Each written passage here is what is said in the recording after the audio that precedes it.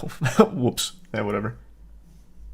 They say there were at least 12 cases where he was touching himself inside coffee shops. This happened in Fort Collins and Loveland. Now he's about 5'2", 5'5", and weighs about 160 to. That's a huge... Okay, come on now. There's a huge difference between 5'2" and 5'5". Please, have some respect. Next you're going to say he's 5'6". This is ridiculous. Get the facts straight here. There's a huge difference.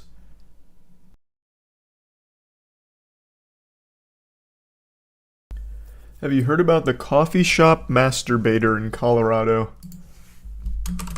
Nope. Man wanted for masturbating at a dozen, maybe more, coffee shops in Fort Collins, Loveland. Wow, the place he did this at is called Loveland? He might have just been confused. He also did it while wearing a mask. Wait, so he's a serial masturbator.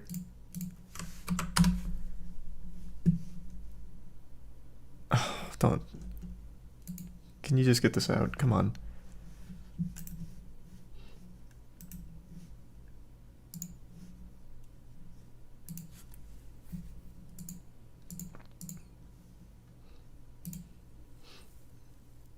I don't know what that means, peanut butter toast. And Baldur's Gate 3 is amazing.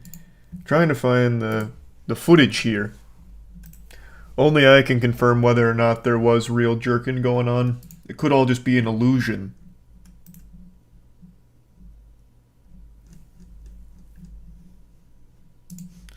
Okay, here. Let me check something. Let's try this.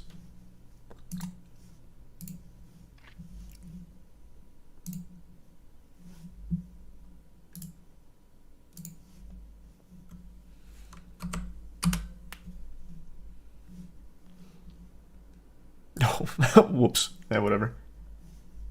They say there were at least 12 cases where he was touching himself inside coffee shops. This happened in Fort Collins and Loveland. Now he's about 5'2", 5'5", and weighs about 160 to. That's a huge... Okay, come on now. There's a huge difference between 5'2" and 5'5". Please, have some respect. Next you're going to say he's 5'6". This is ridiculous. Get the facts straight here. There's a huge difference. 180 pounds. Police working with shops to keep everybody safe, and they say if you know anything, please give them a call. His disguise is very interesting. It's just a beanie, a mask, and then he's got the glasses on. It looks like one of those old school like glasses and mustache combo things, but instead of the mustache, it's just the mask. Like, I bet he doesn't actually wear glasses. That was just to throw them off his tail. Surely this can't be the culprit. He's not wearing glasses. We've got the wrong guy. What are you referring to, Corn? A guy drove off a bridge following Google Maps directions, and Google is now being sued. Are they?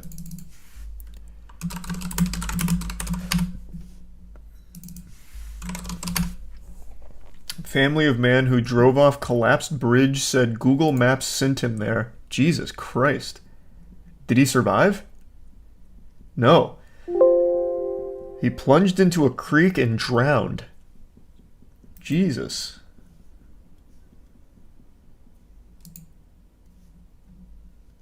Was there no like guardrail or what? How does that happen? Welcome aboard, Doomsday. And Marcus.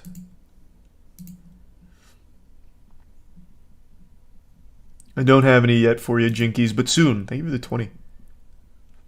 And I've never heard of that game, Jose.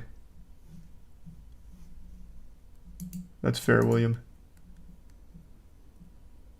And yeah, we talked about that, Peter. I'm trying to read more about this story here, but all of these are making me turn off ad block. Okay, here we go.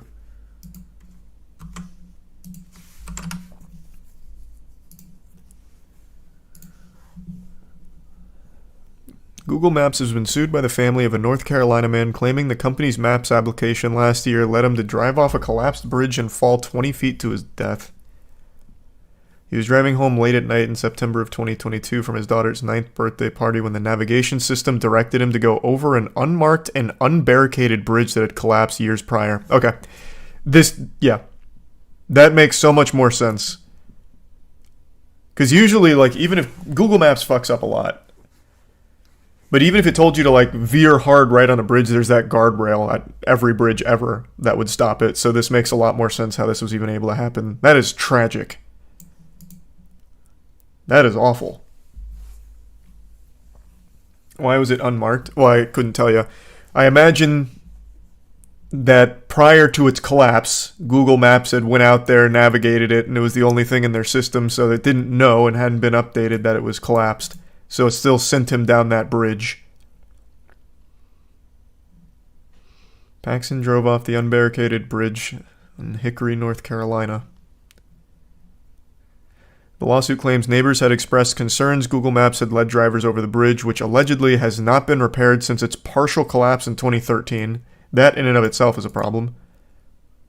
For years before this tragedy, Hickory residents asked for the road to be repaired or properly barricaded before someone was hurt or killed. Their demands went unanswered. We've discovered that Google Maps misdirected motorists like Mr. Paxton onto this collapsed road for years, despite receiving complaints from the public demanding that Google fix its map and directions to mark the road as closed. Yeah, also, I feel like there's a huge responsibility here for local government to have stepped in and put the kibosh on this as even being accessible. I feel like there's definitely some responsibility there too.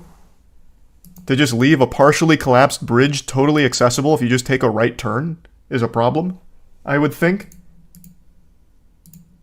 Welcome aboard, Kazaka and Pelican. And yeah, I was just talking about that stranger. Thanks for that, Dero. Yeah, T-Mobile app users are seeing other customers' account information. What an interesting glitch. T-Mobile customers are reportedly seeing other customers' sensitive data, including contact numbers, device IDs, and credit card information. Oh! Wait, this is kind of like a new little lottery. Maybe you get lucky enough on your T-Mobile account and you get like some massive billionaire's credit card info who happens to be on the same service. That could be big. Has anyone checked? Maybe we've got a secret billionaire in here now. Got the credit card information to like the 5-Hour Energy CEO or something?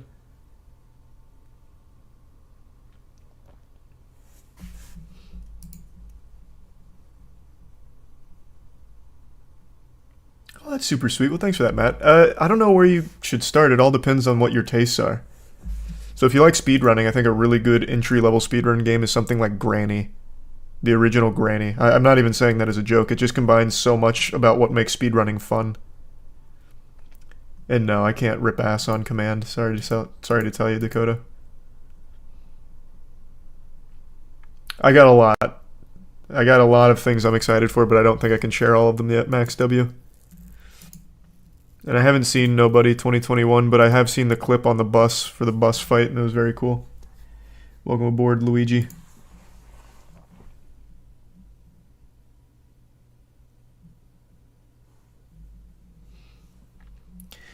There's some weirdness happening on the T-Mobile, over at T-Mobile this morning. Multiple T-Mobile users have reported that they're able to see other users' account information, including their current credit balance, purchase history, credit card information, and home address. They've also mentioned seeing information from several other accounts, but the scale of the issue isn't yet clear. It's prevalent enough that T-Mobile subreddit has asked its user to avoid posting any further information for security reasons. They blame the issue on a technology update glitch and said the problem has been fixed as of Wednesday afternoon. There was no cyber attack or breach at T-Mobile. This was a temporary system glitch related to a panning overnight technology update involving limited account information for fewer than 100 customers, which was quickly resolved. If you say so. But if this was a breach, that would be a pretty wacky one. Ooh, goddamn, Aaliyah. Thank you for that. And yeah, I don't have T-Mobile, but I've never heard anything good about T-Mobile.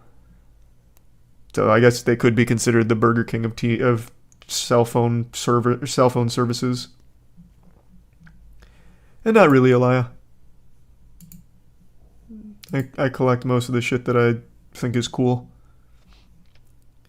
Welcome, Rack. And thanks, Stretch. And yeah, I've seen that salt. That's kind of old.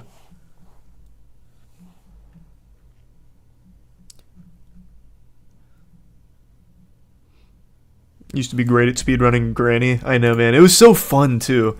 The Granny speedrun, I think, is iconic. It's such a fun route.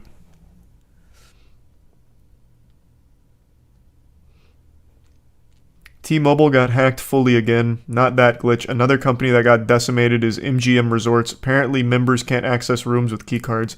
Are they still under attack? We went over that like 4 days ago. They're losing like $8 million a day. Have they still not stopped the bleeding?